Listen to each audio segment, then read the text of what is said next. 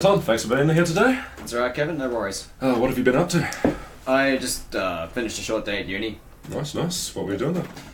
Oh, well, I had a couple of lectures on and spent a couple of hours in the lab. Okay, so what do you do in the lab? I'm currently working at the Australian Institute of Bioengineering and Nanotechnology. It's at the University of Queensland, where I'm an undergraduate student at. I'm currently doing a Bachelor of Science majoring in Biomedical Science, and basically as part of a course I do some research time there.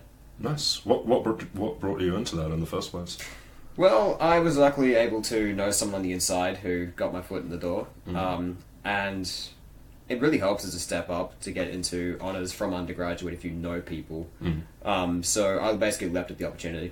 Do you think that you would have struggled to get in if you didn't know people, or? Oh, absolutely, yeah. There has to be some kind of way to wean out different students from going into the lab, and most of the time it's either by who you know or top 1% of grades, and that makes it difficult to have the choice of going in at your own free will. But yeah, I think it's important to have collaboration in science, and knowing people definitely gets you places.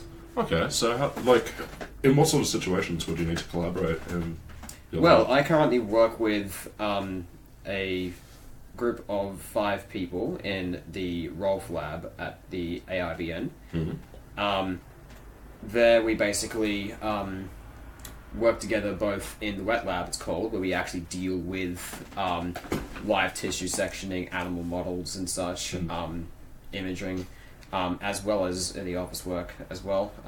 We all collaborate differently there, but it's usually the same amount of people. So, yeah.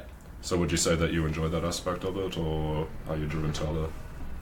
Well, I like to think of myself as someone who can get along with any type of person, and in science that is often a more rare trait than you'd expect. Okay. A lot of scientists are very proud and somewhat introverted as well, I would say, in how they behave in the workplace. A lot of them seem to be wanting to either be the best, go their own way, do their own thing, but it is almost quintessential for scientists to collaborate, otherwise nothing ever gets done. Yeah, I've seen that myself, actually, when I used to work in labs. Oh, yeah, yeah. Yeah. So would you say that, what happens when people don't collaborate well in the field? Your work is limited. Your work is limited to the opinions of one person and the efforts of one person individually, and you don't really have any summative great piece of work to show for one lab. You basically have multiple small sections of garbage, to be frank, because you need to have a team of people. You need to have very complex plans enacted properly, and that's very hard to do as a single person. So, yeah, I would say that collaboration is vital to research. So would you say that especially the supervisors are starting to value communication a bit more in the field, or has it always been that way? Well, supervisors will often create the original network at the top, and different labs will collaborate with each other. The ones that don't get along and have the supervisors, they're usually the students that are forced, to put it lightly, to work with each other. Yeah. Because they all want to do their own thing. They all want something to show for themselves and have that expression of individual quality.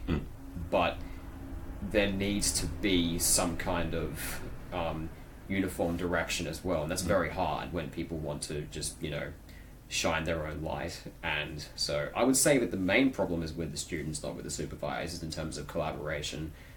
You will find that a lot of labs will communicate with each other, and that's done by supervisors, not by the RAs, which is effectively the situation where I am. I'm working with an RA right now, so yeah, I like to think I can get along with anyone though, so that's proven to be not too much of a challenge for me. So you haven't felt too much pushback from your RA or anything? No, of course not.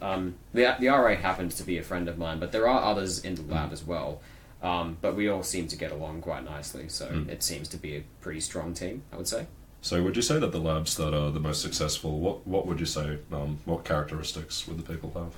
Unfortunately, the most successful labs are the ones that would stumble across a goldmine finding and then receive heaps of funding, and everyone would like to patent their drug, and sometimes it's just you're winning lotto. Yeah.